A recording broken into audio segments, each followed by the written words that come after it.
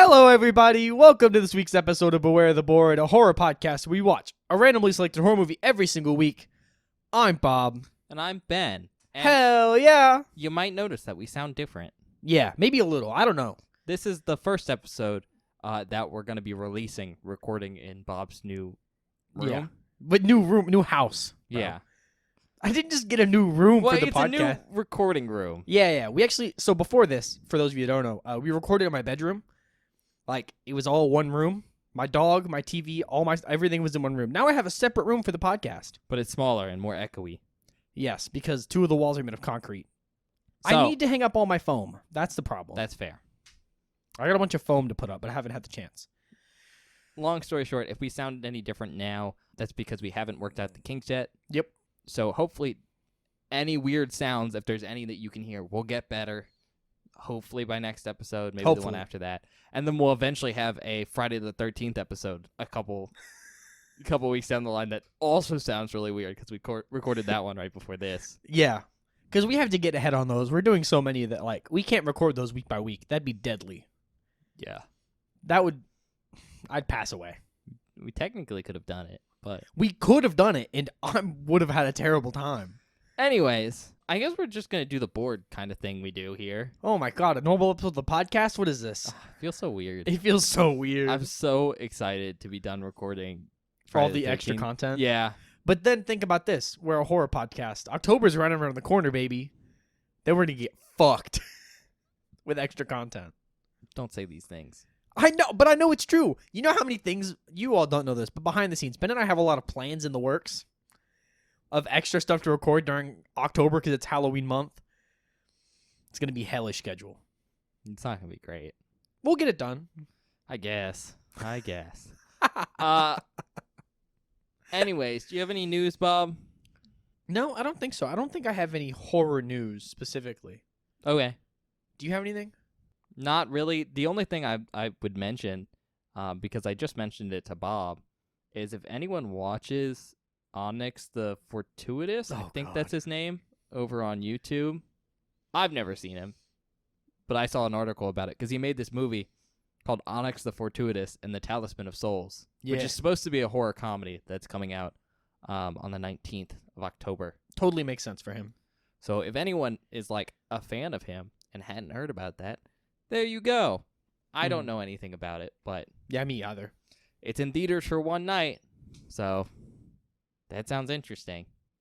Otherwise, that was my only thing I heard about this week. Yeah, I haven't really been keeping up. I've been very busy, basically moving and stuff, getting everything unpacked, getting everything ready. So I'm in a little bit of a pickle here, Ben, with these categories. A Stewie pickle? No, it was a Rugrats reference. Okay. Yeah. I didn't watch a lot of Rugrats as a kid. I was more like, You didn't have an orange VHS? Oh, actually, I did. Those were just the Nickelodeon ones, but still. Yeah, I don't know if it was a Rugrats one, though. I watched a lot of Wild Thornberrys. That's fair. Did you ever watch the crossover movie? No, we've talked about this. I haven't seen it. Because, for those of you that don't know, we have 3 categories for this season. Space movies. You did them backwards. Summer camp movies. Backwards, it doesn't matter. I'm just saying You did them backwards. It's okay. And then meta slashers. We've already taken up 2 space movie slots. Right. There's one left. We've taken up 1 in the other 2 categories. Yeah. Do I want to end the season on double camp movies? Because I don't want to watch any more of them because we've watched so many Friday the 13th films? I don't know if you want to, but you might. That's the thing. I'm so sick of it. I don't want to... But also, like, maybe the camp movies will be more refreshing because Piranha was pretty refreshing. I didn't hate that, and that was pretty fun. I like that film. Or maybe it'll be exactly the same thing we've seen like 12 times. 12 times. 13 if you count Sleepaway Camp. Yeah. So, I really... basically, I'm betting on a couple of things here. The camp movies not being the exact same and very stale. And also, meta slashers... The last 2 movies being bangers. And also the last space movie being really good. To make up for the fact that we're about to watch a camp movie. I told Ben before this I wasn't going to pick camps. But then I was like, I probably should so we don't end on double camps for the end of the season. Because I feel like double meta slashers was probably a better outing. Like a better end of the season. Because it always sucks to get to the season and watch a Garbo movie. You know what I mean? Yeah. I don't think we've done that yet. We've had pretty good luck at like spacing everything out. Lucky, I mean, honestly, because like, I'll be honest, we don't choose these beforehand. It's unscripted completely. We just show up. Yeah. The only scripting is Ben writes down his facts. Yeah. Bob just shows up. I gotta do work. I don't even show up. Ben shows up to my house, and then we record the podcast. That's it. So I'm choosing camp movies. Okay. Which one did I take up? You chose number 1 last time. Number 1, so I have 2 and 3. What's in spot number 3, Ben? Spot number 3 today is Madman. Madman. Okay. This seems pretty bog standard. Yeah. Can't be too crazy. You know what might sell it for you? What? 1981. Oh, baby. That's a good year. Mm-hmm. Maybe my favorite year ever. That's fair. Ready for the description? Yeah. Nothing bad has ever happened at a summer camp before. Awesome. Okay. Oh, no. Length, it's an hour and 28 minutes long. Okay. It's rated R. Thank God.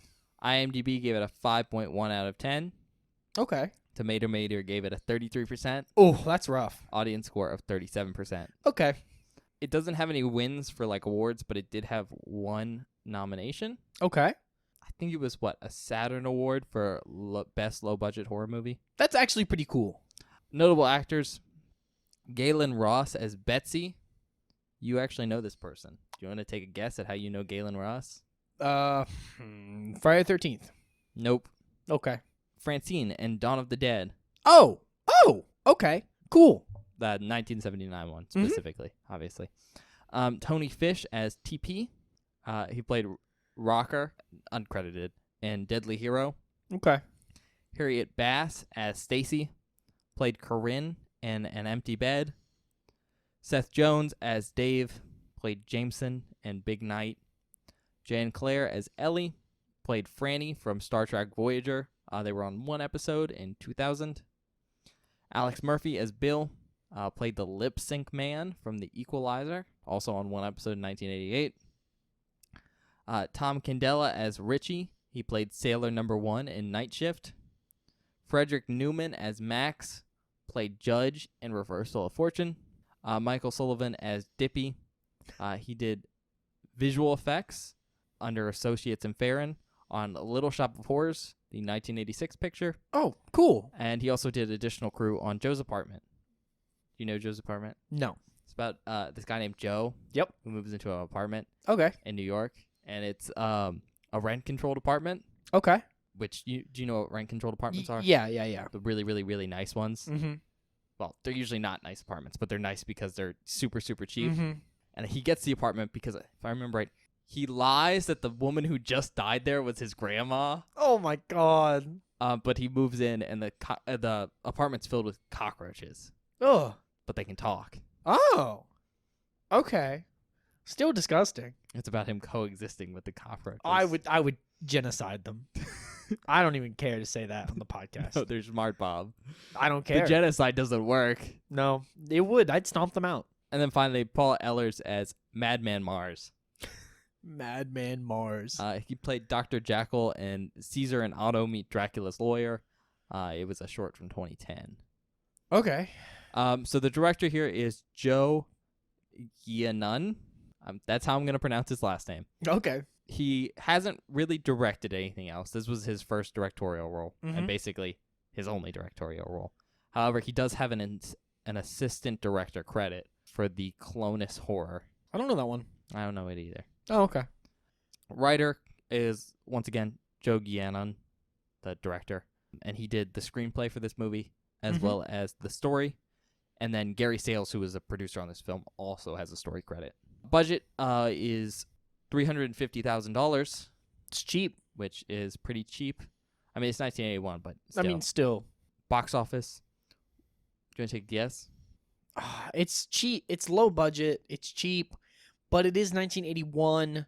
$900,000. Close. Okay. Close. 1.35 million. Hell yeah, dude. Good for that guy. Did pretty good. Yeah, man. That's awesome. Country of origins, United States. Other titles. Madman Mars. Okay. That was a working title. and then The Legend Lives was another working title. Ooh, The Legend Lives is pretty good. Yeah, they didn't go with that title because from what I could find, and I'm not sure how true this is, there was apparently something under production that was titled Frank Sinatra, The Legend Lives. Oh, man. And they were like, maybe we should change that name. That sucks, because that's a really good title. Tagline. And this is just the one I saw on the poster as always. Okay. I'm sure there's other ones, but they thought they were going home. Surprise.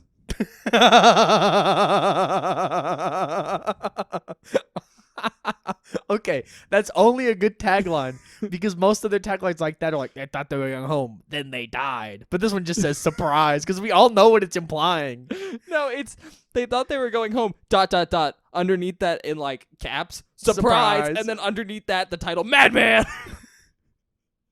I like it. I don't really have many facts about this because it was kind of low budget. From what I understand, it basically sales and Giannon. It's Giannone. Don't ask me, dude. Anyways, I think they did it like right after out of school. Okay. But my understanding is it's based on a urban legend from upstate New York, Oh, okay. which is the Cropsey Maniac. The what now? The Cropsey Maniac. I think. Cropsey Maniac. Yeah. Okay. Cropsey. Okay. Apparently, it was a popular urban legend that was told in like summer camps Oh. in New York, which, from my understanding, especially back in the day, was kind of like a big deal. Okay. 'Cause if you grew up in the city, Mm-hmm. you've never seen a tree before, so your parents would send you to summer camp for like the summer, so Yeah. you could actually be in nature and not Central Park with the pigeons. And so originally that's what the film was based on, is that urban legend. That's actually pretty cool. However, Okay. Giannon and Sales had to change their initial premise and antagonist like slightly. Basically, they had to do rewrites because they ended up discovering that there was another film in production that was also based on the same urban legend. Oh, man. And they were kind of like, well, our two films are like too similar, Mm-hmm. so we're just going to change ours. Damn, To that like sucks. avoid like the clash that, would affect both the sales. Mm-hmm. That does suck. Next thing to note, this film was a non-union production, Whoa. which is kind of interesting, That's weird. especially with the The current SAG state of strike, affairs, yeah. today. going on currently. So because this was a non-union film, basically most of the actors are in this film under a pseudonym to avoid like issues with the Screen Actors Guild. Wow. That's crazy. So when I was going through, there's like a bunch of lists as like this person as Mm-hmm. like, so I gave you all their real names, Yeah. but you'll That's see not some, what they're credited as? no, you'll see some weird names in the screen. That's Yeah, okay, it's kind of awesome. But also, I don't support that kind of thing. Like, you shouldn't do that, but it's really cool. Well, there wasn't a strike then. That's true. It Fair was enough. basically they were in the guild. Yeah. Some of these actors, a lot of these actors are first time people, but Mhm. some of these actors were in the Screen Actors Guild, and they wanted to be in a movie. They couldn't find work, Yeah. but then this small picture was like, "Hey, we're non-union, but you could be in our movie." Mm-hmm. That kind of thing. It'd be different if there was like a strike or something. But, Yeah, you know. it would be. So yeah, you'll see a lot of pseudonyms up there. This is not something you normally deal with. I deal with a lot. For a lot of horror movies, there's people using pseudonyms. Mhm. We never go over this, but that's like not an uncommon thing, especially because back in the day, people didn't necessarily want to be associated with horror movies. No, I mean, that's fair. So kind of an interesting fact there. Do you know if it was completely non-union? Like, were the people who did all the set work and everything not union as well? I don't know. Okay. I was just curious. Yeah. Like, all the camera people and stuff, like, I was just curious how non-union it was. Because, like, I know the, like, stagehand union, at least in theaters, is, like, IATSE is fucking crazy with the amount of, like, loopholes you have to go through with them. And it's great for the people that are in the union. But I was just curious how they didn't get into any legal trouble for any of the shenanigans. Well, it was 1981, so it was a lot easier to get away with stuff. Cause I there guess was no, that's like, fair. internet and everything. Mm-hmm. But I also just don't know how non-union it was. Yeah. Because it could have just been like the actors. Mm-hmm. and not like the film crew and everything. So who knows? Next up, filming took place in Fish Cove in Southampton, Long Island. Okay. So if you're wondering where this is set. And then finally, if you're wondering why it made so much money, Mm-hmm. it apparently became like a sleeper hit at drive-in theaters. Oh, that's When awesome. it came out. See, I'm not. My standard for this film my standards are low because A, low budget. B, scores aren't great, but also it's probably gonna be one of those movies where I'm like, yeah, objectively, it's not an amazing film, but I'm probably gonna have a good time. Yeah, I mean it's basically, I can just tell you this right now. It's gonna be like a Friday the 13th kind of rip-off thing. Right? Yeah, but that's fun because I like that movie. So But you just have to have fun with it. exactly, and that's the mindset I'm going in with. It's a B movie made for sitting in a car and watching late at night. Exactly. Oh, awesome. All right, well that's all I got. So I Yeah. guess we can go watch it. Well, see you guys after the movie.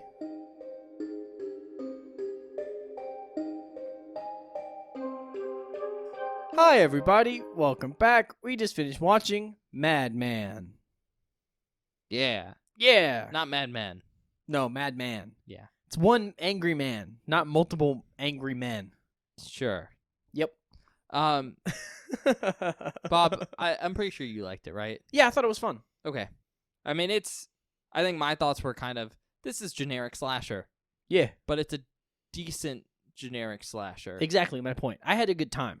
Yeah. I think I said it to you during the movie. It's not exactly a movie I'd put on for, like, this is all I'm going to watch. Sure. But definitely a fun watch for, like, if I was at a drive-thru and it's Yeah. the last thing of the night, or I'm just, like, chilling with friends. Or just like if you've never seen it, just put it on and watch it. Yeah, because, again, it's decent, but it's something you've seen a lot before. Mm-hmm. There's also a lot of downtime in it, Yeah.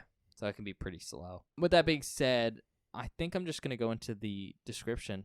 Sure. You know, spoilers going ahead, but it's a pretty simple setup. Mhm. Basically, it's at this camp, and there's a couple camp counselors. I think there's, like 6? 3 boys and 3 girls? Yeah. I think. There's Betsy, Ellie, Stacy. David, Billy. Billy, and our main man,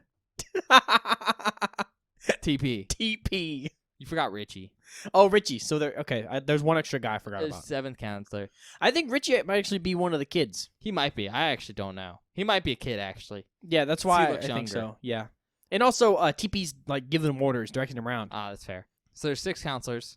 There's the camp owner, Max. Max. And then there's 6 kids. Mm-hmm. There's 5 plus Richie then.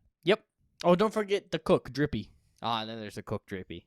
He's an alcoholic. Yeah, I think that's kind of why they call him Drippy. But basically, all the counselors and the kids are at a campfire, and Max tells them a campfire story about Madman Mars, who's a madman who slaughtered his family. Yep. And they hung him to death. But in the morning, when they came back, his body was gone, Yep. and so were the bodies of his family.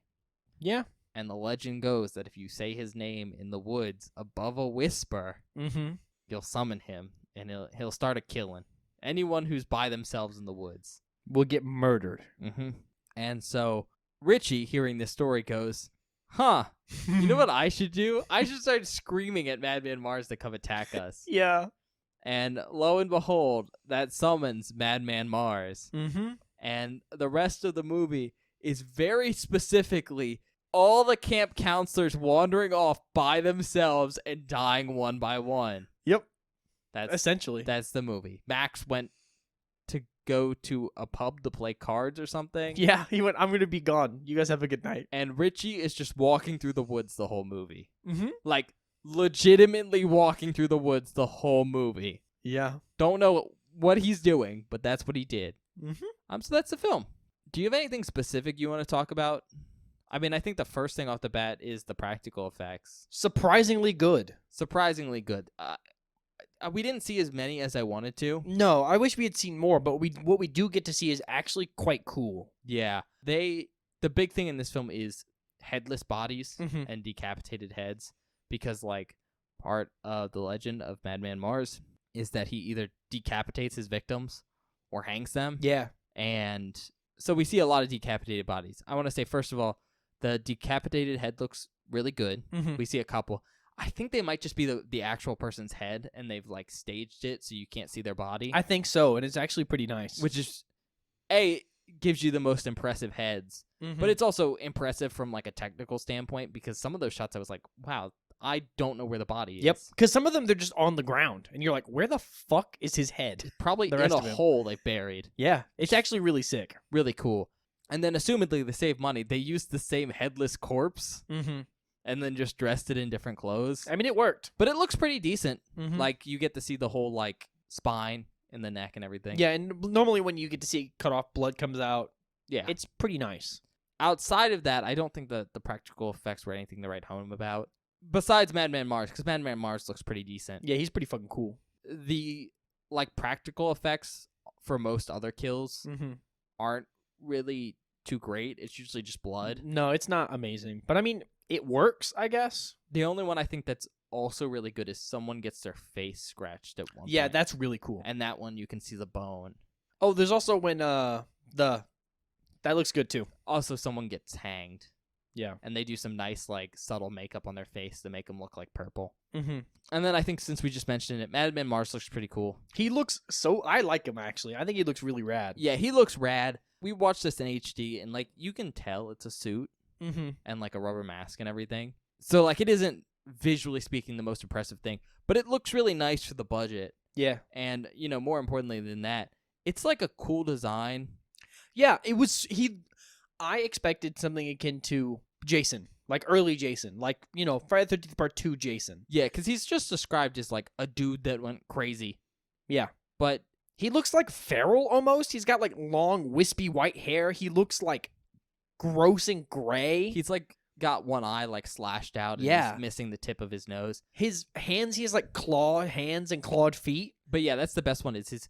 Most of him that we see throughout the movie is just his hands and feet. Mm-hmm. Because he does this thing, like... It reminds me of, like, classic Scooby-Doo, Where Are You? Where, my god. what is that character's name? Is it, like, the Shambler or something? Yeah. The green one that you see in Mhm. the intro that, like, reaches his hand out and goes to grab someone Yeah. and misses. That's basically 90% Of Madman Mars. of Madman Mars's on-screen appearances. And it's very funny, but you get to see his hands, and they look like the hands of, like, the Wolfman or something. Yeah. And it's just really cool. Which I like. It actually was so surprising to see something like that. It's just, like, a nice little thing to make him seem less human Mm-hmm. and to give it more character than just, like, generic human hand. Yeah, and I think something else that is really cool that makes him almost feral is he doesn't talk. Oh, my God. He just groans He the just whole movie. groans and grunts like a bear. And I enjoyed it. I think it's fun. But it's very funny because it's not just, like, "Rrr," it's like... Yeah. It's just very funny sound effects for a feral killer guy. Yeah. Outside of that, though, do you have anything? So something I mentioned during the movie and something that I thought was really fun is, you know, we've been watching Friday the 13th off the normal show, like on a side thing. Yeah. Friday the 13th is a massive problem when you get to later parts where the characters don't fucking matter. Not a problem. Not a problem here. A design choice. I would say it's a problem for me sometimes. Sometimes. But that's because, like, we're watching, like, heavily cut versions. But I get what you're saying. Basically, my point is I kind of expected this movie to have a ton of problems with like characterization and like have nothing characters, but they do a good job of making these characters actual people. Yeah, they're not, like, the most standout characters. Like, to be honest, I know basically nothing about any of these characters. Yeah. It's more that they have decently realistic dialogue Mm-hmm. that makes them seem like real people. Not Yeah. necessarily characterization. They just don't feel as nothing as characters in Friday. Yeah. So it was just unexpected and very nice. Speaking of characters, I do want to mention my favorite character. Oh god. Mostly because they have the stupidest name possible. It's actually my second favorite character. TP. Yeah, his name's TP. His name's TP. We don't know what it stands for. Nope. But the whole movie, I was making TP jokes, Yep. which was amazing. Best part of this film for me, personally. Oh god. But also, You'll hear it in the outtakes. I'll find some of them. he has a monogrammed belt buckle. That also just says TP. It's very funny. Yeah. My favorite character, though, was Max. Oh yeah, like, Max is so cool. the camp owner. And he's just, like, super chill. He's like the wisest old man. He's so good. Just always like spitting out wisdom at these people. But also just being kind of, like, super, like, nice as a boss. Yeah. Like, there's one point where he's like, you know those beers you're not supposed to have that are like hidden in the bottom of the fridge. Save me one. Yep. No, he's really good. He's super fun. Sucks that he like wanders off Yeah, but partway through the film. surprise, guys. He wanders off so he doesn't die. Yeah, basically, yeah. Because if he was there, he definitely would have fucking died. It's a Ted situation. Yeah. Which, I mean, they bring it back around. It's cool. I think there's really only one other thing I want to talk about. Okay. Hit me. I mean, this movie's kind of like nothing. It's kind of nothing, but you know. It is going to go in like kind of a major spoiler for this movie. So Oh. it probably should go in a spoiler section. So do you have anything else you want to talk about? Like, I mean, I wanted to talk about the kills. Specifically, like, one. all right, do you just want to throw that in the spoiler section? Sure, I didn't know we were going to have one, but we can. Okay. Hello everybody, this is Future Bob coming at you to let you know that if you do not want any major spoilers for this movie, please skip to 29 minutes and 57 seconds immediately. Once again, that's 29 minutes and 57 seconds immediately for no major spoilers. All right, so can I just start with my thing? Yeah, And you then can start go using into it. I your don't thing? care. The thing I want to talk about here that I think is probably the most interesting thing this movie does is we have one actress who's really, really famous in this film. Mm-hmm. Like, who's basically the only one who's well known and has basically acted in things before this movie. That would be Galen Ross. Yeah. Who's Francine in Dawn of the Dead. She plays Betsy. And she's very early on in the film set up as like the final girl. Yeah, this is cool. And we get to the end of the movie and she's doing the face off against Madman Mars. And she just dies. No, she gets murked. She gets hung on a meat hook. Mm-hmm. Good practical. Looks cool. Looks cool. And just dies. Yep. She's also the one that gets the nice face scratch, Yeah. which again looks really cool. And I thought that was really cool because like it's unexpected, Mm-hmm. especially in a movie that's so by the books as this one. Yeah, it's super by the book, which is something I appreciate. I mean, you know. But I think the best payoff for this whole thing is the whole movie. Richie's been wandering the woods by himself. Yeah. I think we got 5 minutes into Richie wandering in the woods and not dying like we expected. And I Mhm. went, is Richie the final girl? We kept making that joke during the movie. Richie is the final girl. In Yeah. fact, the movie ends on like Max saving Richie, Yep. just who's now wandered into the road as a crazy person, Yep. and has a little closing song and everything. It's real nice. I think that's probably the best way they could have ended this film. Yeah. Because if they defeat Madman Mars, it feels unsatisfactory in my opinion. Because like, They lit him on fire. I think they defeated him. no, they definitely didn't. I don't know. The house burned down, but Yeah, but I couldn't tell if he's like a ghost and he's kind of possessing the house and his friends and family he's invited into his home. I don't know. Anyways, you would talk about kills? Yeah, there's only like one or two. One. Well, I did want to There's talk about two. the final girl kill Yeah. or the kill on Betsy because that was cool because it wasn't expected. I thought it was awesome. I think the two to talk about is Stacy's death. Yeah, that's one of them. Really quick, she basically is fixing the car Yeah. and she's very blind, and Madman Max is standing on the roof of this car Yeah. and she's leaning into the Into the hood. and he jumps on the hood and chops her head off. And it's fucking sick. It's especially sick because people come up to the car later, try to start the car, and you can hear like, Her head rattling around in the engine. yeah. It's really cool. I think the only downside about when they find the head is it just looks too normal. Yeah. For I wish it had been squished up and because messed you up. can hear it get squelched in the engine. Yeah. That's like the only thing I think wrong with that kill. Yeah, it was just cheaper to have a real head there. I mean, yeah, and that works. It's still cool. They could have been cooler. Yeah, if one of like the blades in the engine kind of Was like slice- pierced through their head Yeah. or like she was bloody and gross. Would have been rad. The only other one that I think is worth mentioning is the hanging Oh yeah, well that one's really good. I like that one a lot actually. because it's slow. Yeah. I just say the name TP Yeah. gets pulled up by his neck and he's choking to death, and it's really interesting because he doesn't die immediately. No. He manages to pull himself up to the branch, And hold himself up so he can breathe. and so Madman Marsh just walks up, grabs TP by his TP on his belt, and just yanks it and breaks his neck. Yeah. Super brutal kill. Super cool. Good makeup effects, like we said. Is that not the one you want to talk about? Did you want to talk about Betsy? Is that the one? Yeah, I want to talk about that one, but we covered it, so it's good. Okay. Yeah, that's all. That's everything. Okay. All the other ones are pretty mediocre. Yeah. I mean, people die. There is a funny part where Betsy double taps. Ellie. That is funny. Betsy shoots Ellie in the face, but it's only because it's kind of a jump scare, Yeah. and it's not really like. It also doesn't necessarily make a lot of sense. Yeah. Okay. I guess we'll go back to the regular section.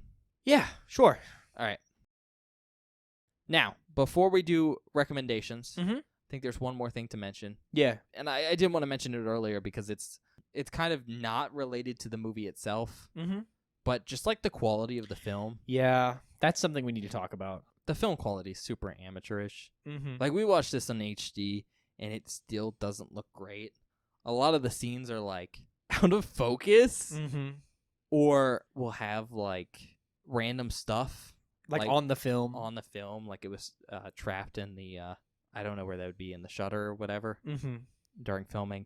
Like there's little red lines where stuff's trapped on the film. Or Yeah. like it'll get cut really poorly and look like they didn't actually make the cuts like smooth. Where they cut, like, the film to do, like, I don't know, jump cuts, essentially. They would leave a white, like, piece of film in there, Yeah. and you see that, and it looks really weird. And there's just a bunch of stuff like that where it just doesn't... Cinematography's not great, is all I'm Mhm. going to say. No, yeah. And I mean, I get why they probably did it. It was probably cheaper. I don't think they did it on purpose. I think it's just you had a untrained crew, because they were probably also not union, and a low budget, so you can't, like, reshoot scenes. Yeah. So it was just like, it looks like a B movie, like a low Mhm. budget B movie. That's Which I mean I'm a fan of, but yeah, it's just worth mentioning here. no, that's fair. On that note, though, I guess we could do recommendations now. If you're into B-movie slashers, this is a pretty decent one with a pretty cool ending with enough stuff to where it's not super boring. I will say it is slow, and a lot of the time it can get kind of like, it's not boring, but it's just like you're just kind of waiting for stuff to happen. You're like, when is Madman Mars going to show up? The pacing is off, I guess, Yeah. in some of the scenes, because there's some scenes where like, this is way too long. Like, why are we there's a very specific scene where we're watching two people spin around in a hot tub for about 40 seconds. It's in slow motion, and I told Bob it kind of looks like if you sped it up, they'd be spinning wildly in a circle, Yeah. like as the jets blow them out of control. So that is something to be aware of. If you like camp movies, this is a pretty okay camp film. It doesn't really feel like it, though. No, it doesn't feel like a camp film. It takes place at a summer camp, But it's at the end of the year. so there's nobody there. Yeah. I'm trying to come up with stuff for recommendations. I don't really have any, though. Okay. My recommendation is, honestly, if you just want, like, a generic B-movie slasher, that's what this is. I mean, yeah, that's It- fair. It really isn't anything to write home about, but I could totally get why people would like it. Oh, I mean, I liked it. It just is what it is. So Mhm. I can't really recommend it for anything else. On that note, Bob, you can give it your rating. Like I just said, I like this movie, but it's slow. And I like slow movies, but this movie is slow in like, It's a pacing issue. it's a pacing issue, not like this is slow on purpose and is like slow to build tension. So that's really my only massive issue with this film overall. I mean, we could have asked for more practical stuff, like more blood or guts, or just like getting to see more of the kills in general, because there are some kills where you don't get to see the whole thing. And if you could have seen the whole thing, it would have added more to the film, you know? A lot of those are the decapitations, Yeah. and you don't get to see the whole thing because they would use a real person's head, Mm-hmm. and they would have to get a fake head to do the head chop off. Yeah. And so instead they just show you the head already off. Yeah. Which sucks, because that would be really cool. The characters aren't nothing, which is a plus side for me, because I was really over all the Friday films and all of the just people that are in the film just to be murdered with bad dialogue. The dialogue is pretty good. It actually tries to humanize these characters and make them cool. And I like Madman Mars as like a slasher villain. He's pretty fucking rad. He's generic, but they do a couple of things to make him less generic than I thought he was going to be. And I like the end of the film. I think it's a good way to wrap up a movie like this. So you know what? 3. Okay. 3. It meets every expectation you want from B-movie slasher. That's I fair. almost want to give it a 3.5, but I don't think I will because of the pacing issues. That's my only big thing. Yeah. I'm going to rate it lower than Bob. I'm Okay. going to give it a 2. Damn, really? Yeah, because, like, I think this movie was fine, but I don't think it was great. There's a lot of pacing issues in the fact that it's just really, really slow. Yeah. I mean, 90% of the movie is Madman Mars just trying to attack people and failing because they walk very slowly away from him, which is good for tension, but you know Mhm. those people are going to die eventually anyways. Yeah. So it's just kind of frustrating. And I think it came from a place of just not having enough victims Mm-hmm. to really stretch out the runtime. Additionally, like we said, there's some film problems, which like I don't want to gripe on too much, but that is an issue with like quality of the film. But the biggest issue I think is like, look, Bob liked these characters, but they're so nothing.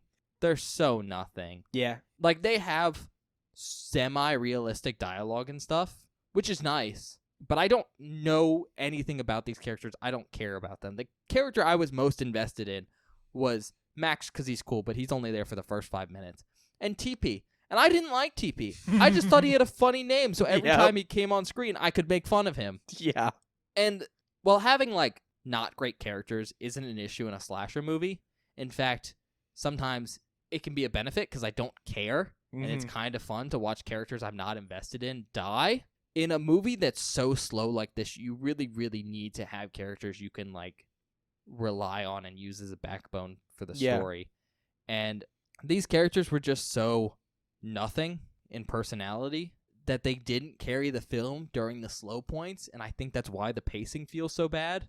That's fair. Because the amount of kills in this film wouldn't necessarily be bad for a different slasher film. It's just it doesn't feel great because of pacing issues. And you also don't get enough like practical gore effects to like make those brief moments of excitement worth it. Point being, I think it's a slasher. It's hard to fail that vibe. It does have some issues that keep it from like being entirely great. So I'm just gonna go with the 2. It's not to say that this movie is bad. No. It's just like not peak entertainment. Like it's not a film I would go out of my way to watch. No, that's fair. But I think it's a good drive-through movie because, like, if I was at the drive-through and I went to go see a movie, I kind of would be totally fine if this is the one at the end of the night where I'm really tired and just kind of chilling and talking to someone while it's on, On that note, though, I think we're just going to go to the outtakes. Yeah. All right. We'll see you guys in a minute.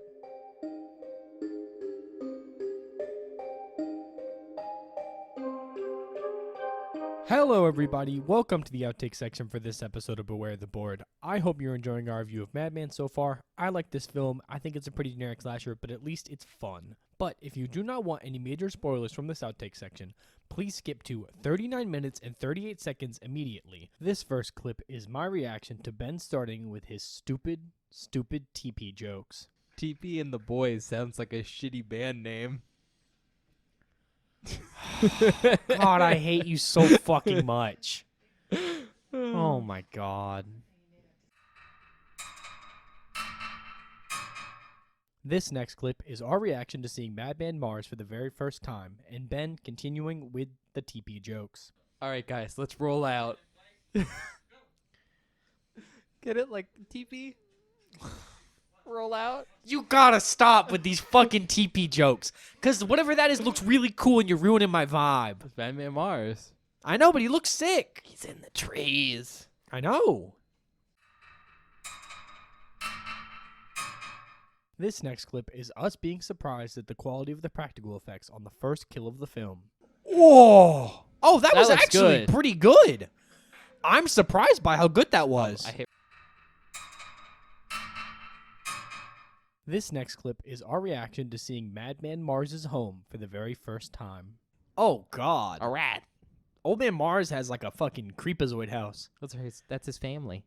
That rat? No, the skulls. It's the Okay. family room. I keep my skulls in the family room. Oh, my God. Oh, there goes Dippy. I can't believe Dippy died immediately. Well, Oh, is he eating him? he might have just disconnected his head.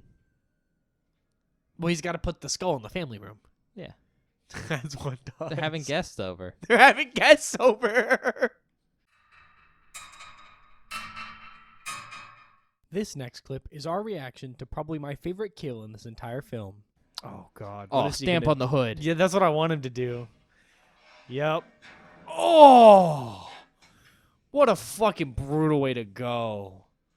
Oh, and it's clean, too.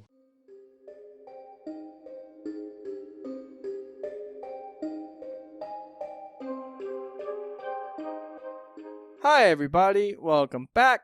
I hope you enjoyed the outtakes. Do we have any announcements? Ben? I think we're still doing the Friday the 13th stuff. Yep. So check those out. Those come out Saturday and Wednesdays. Mm-hmm. Aside from that, normal episodes are coming out Fridays like today. Next week, we're doing another one.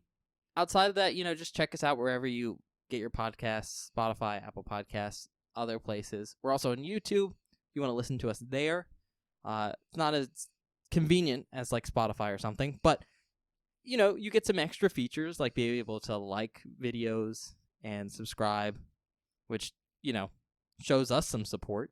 But you can also like hit that bell button and get notified every time we post a new video, which happens to be whenever we upload something to Spotify or Apple Podcasts as well. Yep.